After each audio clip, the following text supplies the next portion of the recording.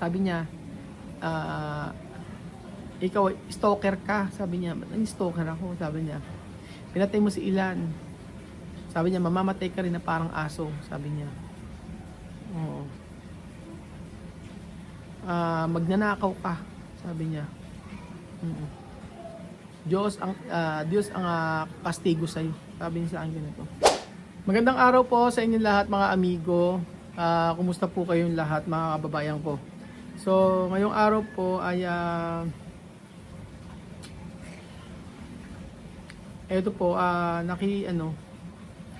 nakipagsagutan ako kay Joanna sa message. Kasi, sabi ko nga po sa inyo, ang daming mga sulsol, ang daming mga tao na gustong talagang sirain kami ni Joanna. Pero, yun, nagawa na nila at ako ano yung mga sinabi sa akin. Pero, sige lang, walang problema doon. Pero, sabi ko nga po, kung ginawa nila sa akin yon at si Joanna naniwala sa mga nasususun na yan, okay lang. Diyos ang nakakaalam. Diyos ang nakakaalam ng lahat. Kaya po, sabi ko nga po mga amigo, ngayon po, na nakabalik na sila doon, panalangin ko pa rin sa kanya ay maging okay. So, for sure, tinuturuan siya ng Diyos na magtrabaho para sa pamilya niya at hindi niya iasa sa akin, iasa ang kanyang buhay. So, grabe ang galit niya kay Chamame kasi ang sabi niya, kaya ako nakikita Chamame dahil kinukulam siya ni Chamame, kinukulam ako ni Chamame para maniwala ako sa kanya. Nag-start yan nung time na sinabi ni Chamame na ang pamasahe papuntang Guinea from Gabon ay konti lang mauubos. Pero doon siya galit na galit, ba't daw ako niniwala kay Chamame. So sobra yung galit niya. At sabi ko nga po, ano kinalaman ni Chamame si Chamame pa nga nagsabi na yung that time na sabi ko, Chamame, hindi ako magpapadala ngayong buwan sabi ko kasi kailangan ko magpadala at magbigay doon kasi ilang beses na kailangan magpadala doon kasi yung pera na uubo. Sabi niya, huwag kang magpadala sa akin kasi kaya ko magtrabaho. So, ipadala mo lang doon sa mga bata. Totoo yung sinabi ni Chamame na yun. Kaya sabi ko, akala ko nga dati parang parang plastic. Totoo ba yan? Ganyan. Pero pagka pala ganyan, makikita mo yung tao na without camera o nagbibideo ganyan at sincere sabi nga ganyan, nandyan sila sa Pilipinas, i-enjoy nila. Ganon. So, sabi pa rin siya, mami, enjoy nila, mag-aral mabuti si Wesley, ganun. So, yun. Pero ito si Joanna, ang iniisip pa kay Chamame ay kinukulam. Kinukulam daw ako kasi naniniwala daw ako. Ginamitan daw ako ng mahik. Sabi ko, anong mahik? Layo-layo na sa Africa. At saka hindi ako naniniwala sa mga ganun. So, ang paniniwala ni Joanna kapag daw huminto ako na pagtulong sa isang tao, ibig sabihin ay mayroong isang tao na gumagawa ng paraan para hindi ko tulungan yung doon. So, ganun po mga amigo. Kaya sabi ko nga po mga amigo, ay ito, ang nakakalungkot lang kasi doon, ang sasakit ng mga sinabi niya. Sobrang sakit ng mga sinabi niya dito sa mga message niya sa akin dito. Yung itong sinasabi niya na to ganar mucho dinero kung may pamilya. Ang dami kong kinita na sa aking pamilya, sabi niya sa akin ganun. La muerta de Ilan to ganar mucho dinero, sabi niya. Yung pagkamatay daw ni Ilan ay napakarami daw kinita, sabing ganun. Ano yun? Tu eres malo, bad ka, sabi niya. Tapos sabi na, tingin ko ito yung talaga mga susunod ko, kaya ganyan. Kasi kung hindi ala naman siyang, hindi naman niya sasabihin to Oo. Sabi ko sa kanyang ganon, Joanna, marami kong nagastos nung ka dito sa Pilipinas, sabi ko. Marami nagastos sa pamasahe, ganyan. at yung mga ginagastos nyo araw-araw din sa Pilipinas. Pero yung sasabihin mo nga kumita ako, asaan? Sabi kong gano'n. Asan yung sinasabi mong kumita? Hanggang umuwi ka nga sabi ko nga po mga amigo, kausap ko si Ate Mariton. Sabi ko nga, nag-offer pa nga siya sa akin Oo, nag-offer sa akin na meron ka bang budget? Ganyan.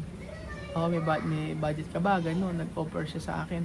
Tapos alam niyo po, yung ano nila, yung pinamasahe nila, tsaka yung mga nasayang na ticket, hanggang ngayon po hindi pa po bayad yun. Kasi po sobrang laki nun. So ginagawa ko, binabayaran ko lang siya. Ang may gamit po nun ay hati yun, may credit card ni Bed, yung credit card ko, ganun. So pati yung mga binili nila na mga pasalubong, mga ganun, ang ginagawa ko, binabayaran ko lang monthly. Alam niyo ginagawa ko po, for example, this month babayaran ko ng 50,000. Ayan, tapos next month babayaran ko ng 60,000. Ganun po. Minsan babayaran ko lang yung kung magkano lang yung kasi sabi ko nga ngayon sinasabi niya sa akin na maraming kinita. Yung ginawa niya na pag-uwi na biglaan asaan yung hanggang ngayon nagbabayad ako ng ticket nila. Hindi naman na ibigay na ng sponsor yung ticket na kabuuan. Hinahanap ko yung niya sa Messenger, parang binlock niya na ako Pero okay lang yun, wala namang ito ang sabi niya.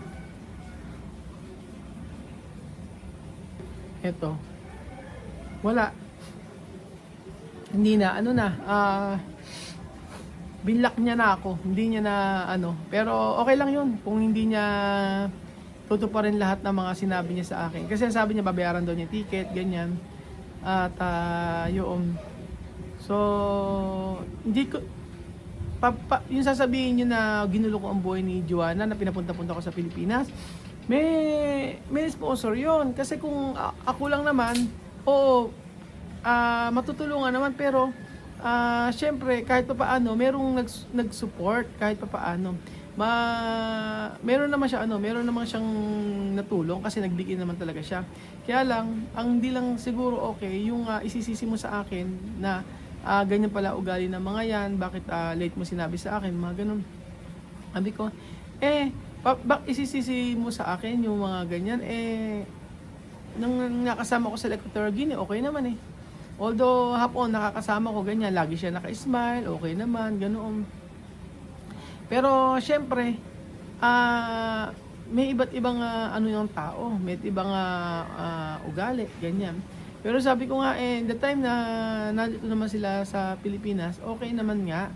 Kasi nga kahit papaano, pagka sinabihan ko ganito, wag, hindi. Pag sinabi kong kaya lang, syempre, hindi ko naman sila kayang bantayan 24 hours, di ba? Hindi ko kayang hindi ko kaya silang bantayan kasi may ginagawa din ako.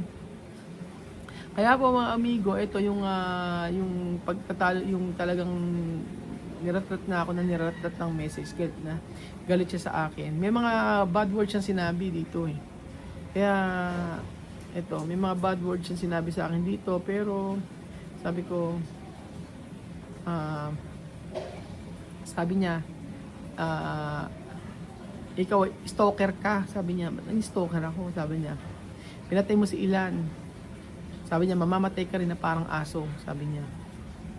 Oo. Magnanakaw ka, sabi niya. Diyos ang kastigo sa'yo, sabi niya sa akin ganito. Hindi ko na ni-replyan. Hindi ko na siya ni-replyan. Sabi ko sa kanya gano'n sasabihin mo sa akin na ako pumatay sa anak mo nung time na ikaw gustong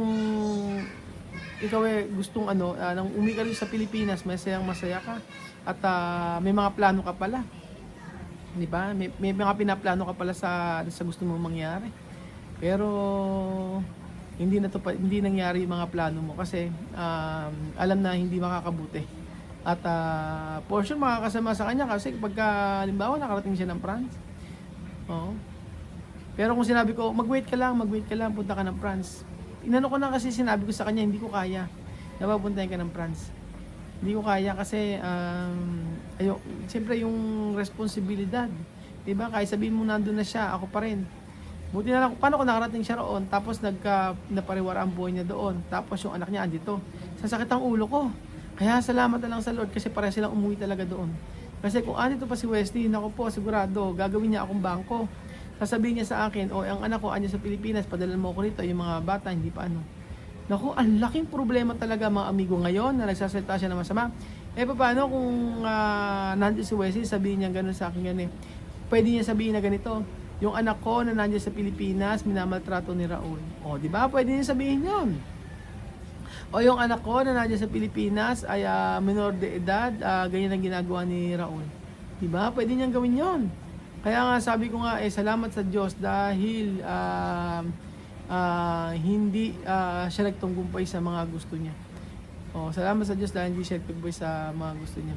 Pero grabe yung mga sinabi niya sa akin. Kaya sabi ko, enough na para magbigay ako ng tulong sa kanila. Enough para magbigay. Kung siya ay sisiraan niya pa rin ako sa social media, tatanggapin ko yun. Walang problema sa akin. Pero sasagot ako at gagawin ko ay ipagtatanggol ko naman yung aking sarili. Ganun po mga amigo. Kaya sabi ko nga po sa inyo, di bali na sumagot tayo, at least alam niyo yung totoo. Pero may proof. Kaya nga ang dami ng mga nagme-message sa akin, sabi niya sa akin, kagaya ni Ate Marie, sabi niya,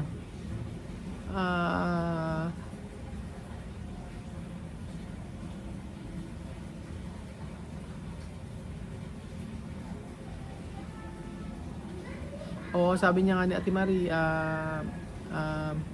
Marie Calagos, yung natin, kaibigan natin nasa ibang bansa, taga-Qatar yata ito. Sabi niya, Roel, alam mo, visit ako dyan kay Joanna ka. Kung ako sa i-block mo na yan kasi siguradong hindi kanya titigilan, madaming magsusulsul dyan sa video, wala utang na loob, binabastos kanila. Kaya nga hindi ko siya ibablock at hayaan ko siya na magsalita ng against sa akin. Tingnan natin. Pero hindi ko siya ibablock. Hayaan ko siya. Bahala siya. Basta sasabihin ko lang sa inyo yung totoo. At total na ko naman na ko na siya naibigay ko na yung huling tulong ko sa kanila eh. Diba? Ang ganda pa nga, mga amigo, alam niyo po ba ang plano pa? Balik siya doon sa Guinea, tapos kukuha siya ng apartment, bibili ko ng mga gamit para sa kanila, bili ko ng sa mga pero ang hinihiling ko lang naman sa kanya is kahit paano i-respect naman niya ako at magpasalamat sa effort na ginagawa ko para sa kanila. 'Di ba? Yung effort ko para sa kanila. Tapos buti na lang yung mga sinasabi niya hindi totoo. Hindi ka panipaniwala kasi may mga videos tulad ng hindi raw siya pinagamot, yung mga ganyan. May mga video naman nakita niyo naman di ba? Na kesyo pinagsasayaw siya, yung mga ganyan. Yung mga ganyan. Siya makarinig lang ng tugtog, sasayaw siya. Di ba? Sabi ko nga po sa inyo, ginagawa na lang yan, sinasabi na lang yan para magalit kayo sa akin. Pero may mga videos tayo at may mga pruweba tayo. So, yun. Basta sa akin po mga amigo, ang gagawin ko lang, magkasabi lang ako ng totoo kung ano nangyari. Yun po. At para at least alam nyo rin po talaga yung totoong nangyari. Para anumang mangyari, meron tayong proof kung ano talaga yung nangyari dito sa Pilipinas. Pag sabi lang tayo ng totoo, yun lang po mga amigo.